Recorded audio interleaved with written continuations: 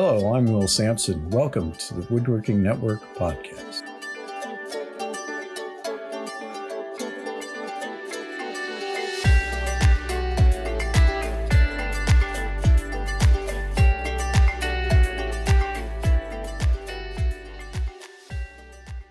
Welcome to the Woodworking Network podcast, where we explore the business of woodworking and what it takes to succeed. I'm Will Sampson. This episode is sponsored by Fdmc magazine, and don't forget to take our survey at woodworkingnetwork.com/podcast-survey. Today we'll be talking with Leland Thomasette of Taghkanic Woodworking in Pawling, New York, about his involvement in an innovative nationwide home office furniture startup. But first, let's talk about what value is technology. When I first started woodworking as a child, every new tool I got to use seemed to open up a whole new world of possibilities. As I grew older and more experienced and became involved in woodworking as a business, this never went away. Sometimes it translated into thinking, boy, if I just had that tool, I could do so much more. And I know I'm not alone. Over the years, I've met many small shop owners who took on projects that required their buying new equipment or tools. They figured the project would not only turn a profit, but also it would pay for the new toys or tools. Sometimes that actually does work out, where the new tool opens a door to new business, but not always. Unless the shop owner really makes a study of the return on investment before buying the new equipment, there is likely a fair amount of risk involved. And as the equipment gets bigger, more complex, and more expensive, the risk-reward proposition gets that much trickier to figure out. I've been watching this play out in woodworking shops over more than 2 decades with the growth of CNC automation. Although there are a few rare cases where shops regret going to CNC, the vast majority find that adding a CNC router or machining center is the most positively transformative thing they've ever done for their business. Of course, you'll still hear a few shops argue that CNC manufacturing takes the craftsmanship out of woodworking. I'm not going to tackle that argument today. All I know is that 99 times out of 100, CNC automation puts the business profits into what often are struggling woodworking businesses. It creates value and opportunities that make more money than sawdust. In the hands of creative and industrious teams, CNC adds precision and design innovation at the same time. It can even free up people to do skilled handwork while the automated machinery takes the production load. And savvy shops sell their excess CNC capacity to other shops for even more revenue. Today, CNC routers range from mega machines to compact desktop units. Better software makes them easier to learn and use. Professional woodworking operations might be centered on a single big production CNC machine, or they might have a bunch of smaller units, each doing specialized tasks. Or maybe they're just dipping their toe in the waters of automation with a single desktop unit to explore custom projects before adopting full nested base production. In the end, it's all the same, a new tool opening new worlds of possibilities. Opening up new worlds of possibilities sounds a lot like our guest today, but before we get to Leland, let's pause for a word from our sponsor. Fdmc magazine is your vital source of information to improve your woodworking business. Whether it is keeping you apprised of the latest advances in manufacturing, helping you solve your wood technology problems with Gene Wengert, or inspiring you with case histories about successful businesses and best practices, Fdmc magazine is there to be the sharpest business tool in your shop. Learn more and subscribe for free at woodworkingnetwork.com/FDMC. Now let's welcome Leland Thomasette of Taghkanic Woodworking in Pawling, New York. Today I'm pleased to have as my guest Leland Thomasette from Taghkanic Woodworking in Pawling, New York. Welcome to the Woodworking Network podcast, Leland. Thank you for inviting me, Will. Glad to have you on. Now, Leland, you've been in the custom woodworking business for quite some time, and you're a past president of the Cabinet Makers Association. Can you tell us a little bit about your background and your current shop? Sure. I started in the wood manufacturing woodworking industry in 1979 with a small cabinet shop. Actually started working on Frank Lloyd Wright houses in Usonia, New York. Wow, that's cool. Yeah, so that was my introduction to production semi-production woodworking. I spent 10 years with them, and I think except for the last 2 years, which I actually took 2 years off, and I studied under Wendell Castle at the Wendell Castle School in Rochester, New York. Shortly after that, I guess 1989, I decided to open my own business. An opportunity came along with a customer that I had been doing side projects and furniture projects with, and he was a builder. And then we started Fine Line Design, which was located in Westchester County, New York. We did architectural woodworking, custom cabinets, primarily residential. And then in 2004, I partnered with a builder that we really enjoyed working with, who had bought a building. And that's where Taghkanic Woodworking and the Pawling Closet Company came to be. And again, still primarily custom residential manufacturing, for cabinetry, as well as Pawling Closet Company, which is 6 years old now, to address the closet and storage industry and garages. And most recently, 2.5 years ago, I started with a startup, which we'll talk about, Hello Baru. Cool. Yeah, before we get to that, how many employees do you have? Currently, we have 5 employees and part-time employee working in the front office, just doing the accounting work, billing, and that sort of things. And now you're using CNC machine now too as part of your production. How long have you been doing that? CNC, we've had CNC in the shop since 2007. Started using automated cabinet software, Cabinet Vision, in 1995. And what did that do to your shop to change over to that kind of production? The CNC has been awesome. I mean, we were doing, I think I had gone through my part, I saw the value in changing and automating, being a small shop. I had some convincing to do with my partner because he's a builder and he's not in the shop manufacturing. And I think the real selling point was all the areas where we were making where a person was going to a machine and doing a manual setup, for ripping a piece of wood, for cross-cutting. And basically it was a panel saw, rip cross-cut, to a boring machine, and all the setups to do end boring, face boring, and then mid boring. And if something went wrong and you had to go repeat a part, in other words, make that part again, you'd have to go through all those setups again and make sure that you're right on that same digit. So it became very obvious that it was going to be quicker, better, with less effort.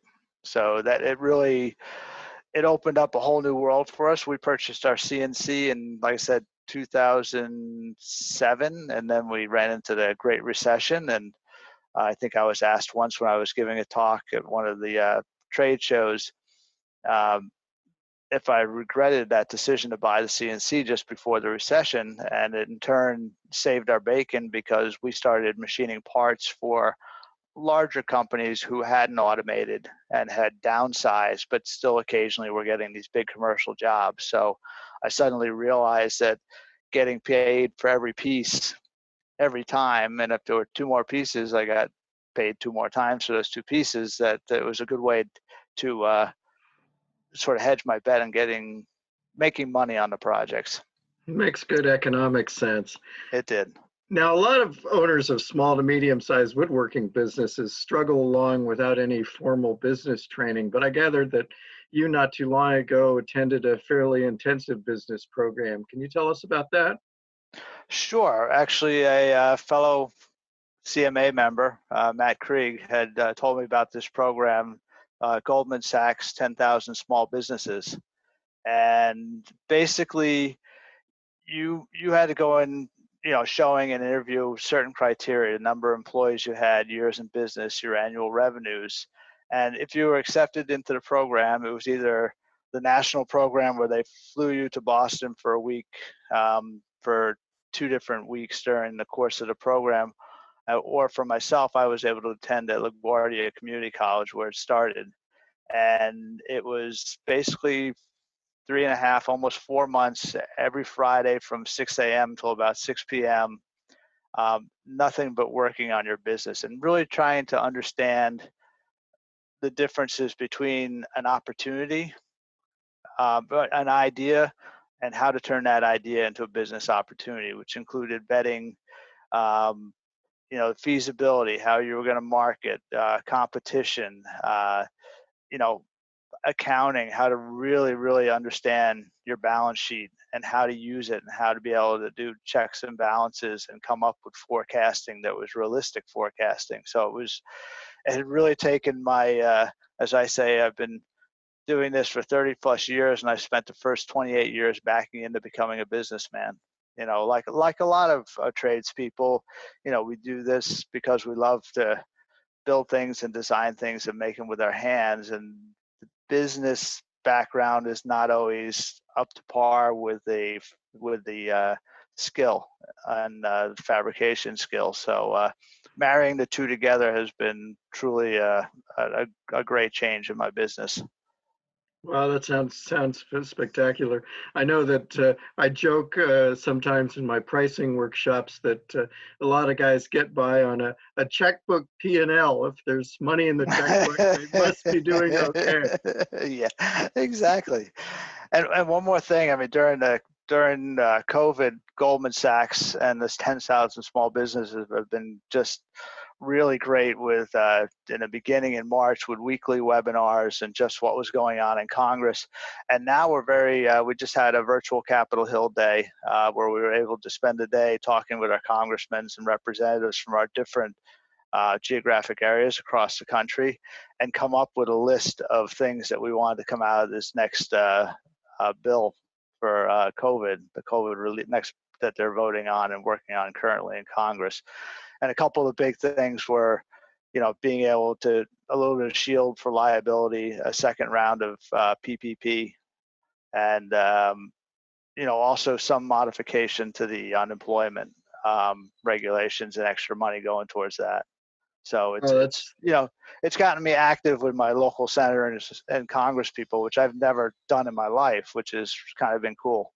I was going to say that having that access really makes a difference. It does. And you feel like you're saying something, and all of a sudden when you see something change, you're like, maybe I was part of that. We're not, but. Excellent. Well, you can only try. Right.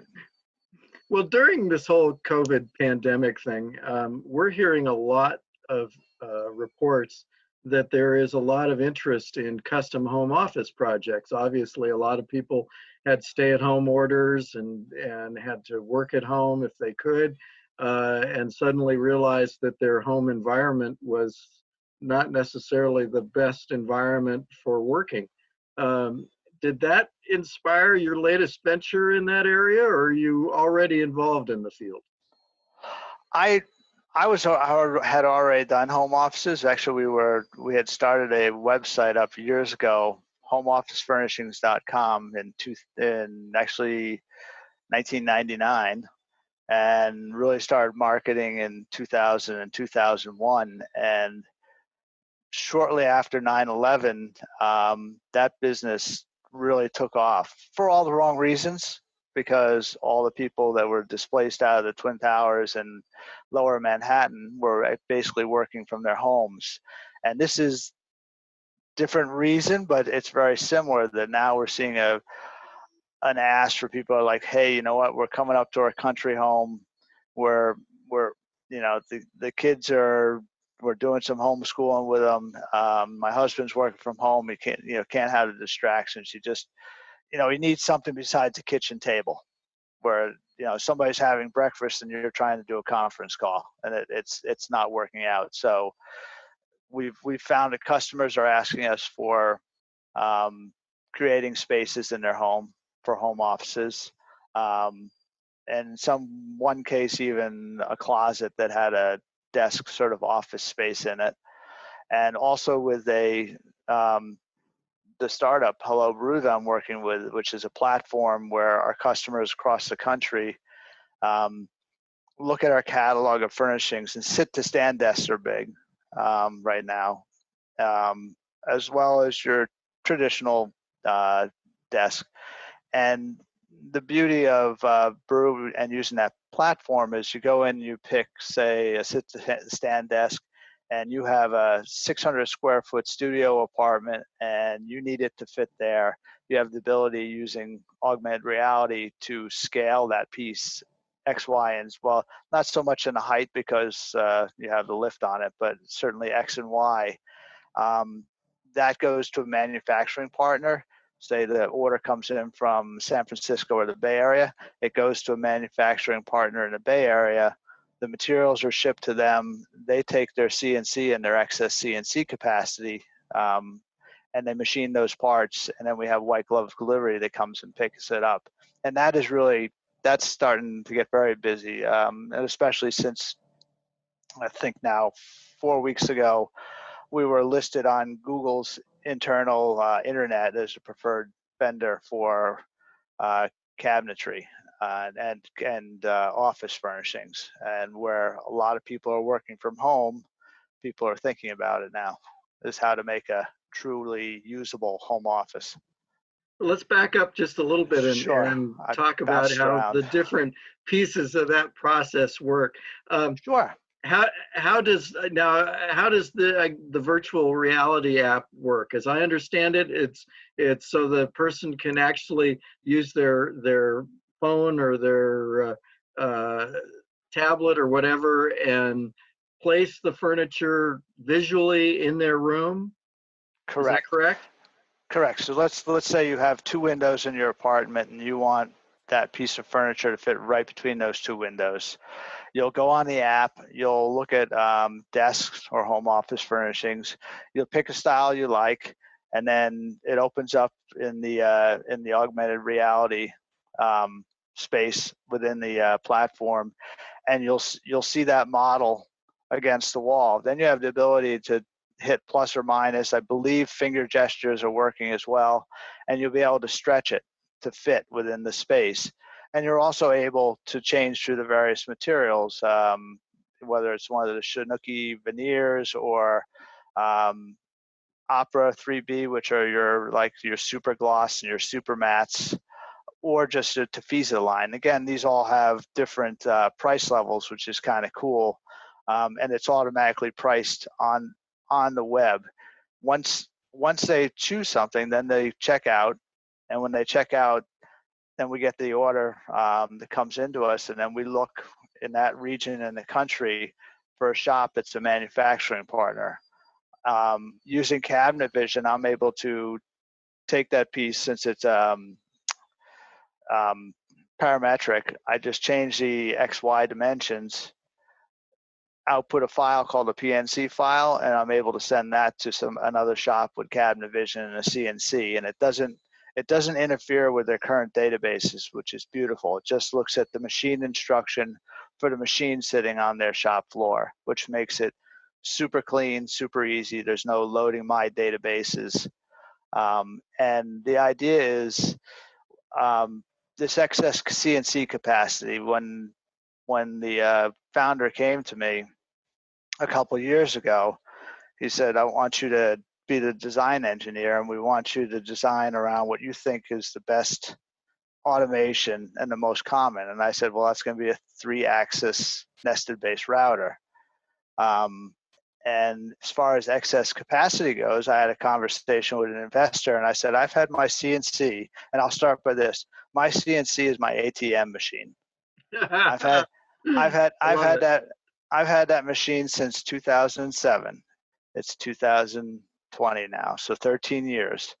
There's a clock on there that counts just the hours that the spindle is spinning and cutting wood. So I'm talking about actually making sawdust. I'm at just under 2,000 hours, which is a 40-hour week for 1 year. So my machine has been sitting idle for 12 years. Now, Wow. granted, we all know about loading it, so there's other parts of the process. It's not that golden, but it's dramatic. And that lies in every shop that has one. I mean, if they really look at how often it's being used and they're honest about it, they're not embarrassed that they've spent $100,000 or $200,000 and it's not getting used all the time. And it doesn't have to be, in my mind. No, I used to be, you probably know Mark Poole from down in North Carolina, and he was fond of saying that I don't know how much I use my CNC machine, but I know that it makes me money every time I turn it on. Exactly. I mean, we love cutting parts for other shops. I mean, it works very well. And the beauty, the idea of the Baru is that we'll go to a shop, as it scales, ideally the model would be, okay, you're in Seattle, you're in LA, you're in Portland, Oregon. We want to buy 20 hours a month from you at a pre-negotiated rate, and you're guaranteed that you're going to get paid for that 20 hours of CNC at the time for your machine that's otherwise sitting idle. And there's even the possibility of, as it gets busier, that maybe your personnel who run the machine are they're only doing that task. In other words, I have to have somebody float, and they happen to be very good at running the CNC and maintaining it and setting it up. Not as strong in their cabinet making abilities. So you end up taking this person, they end up floating around the shop doing tasks that perhaps aren't their real strong point. So as that machine gets busier and you become more efficient with it, that person also sort of stays doing the work that they do best. So in the end, the manufacturing partner doesn't pay for materials. They don't have the engineering time. They're just using that excess capacity, and their edge bander as well, which is also another machine that occasionally we'll get jobs where we just run edge banding for people on a per foot basis. That's it for today. We'll have more from Leland Thomasette answering questions about the new Baru furniture project in our next episode. You can find all of our podcasts at woodworkingnetwork.com/podcasts and in popular podcast channels. Be sure to subscribe so you don't miss a single episode. Thanks again to today's sponsor, Fdmc Magazine. If you have a comment or topic you'd like us to explore, contact me at will.sampson@woodworkingnetwork.com. And we would really appreciate it if you fill out the survey at woodworkingnetwork.com/podcast-survey. Thanks for listening.